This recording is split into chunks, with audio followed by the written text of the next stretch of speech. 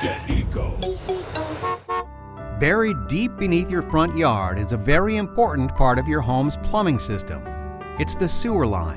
When you flush a toilet, drain a sink, or run the washing machine, the plumbing system inside your home sends wastewater into the sewer line, where it's removed from your home. Over time, sewer lines can become damaged. There are many reasons a sewer line might fail. Tree roots looking for water are drawn to the moisture in the sewer line. Small roots grow into the pipe through joints, sometimes causing the drain to slow or clog.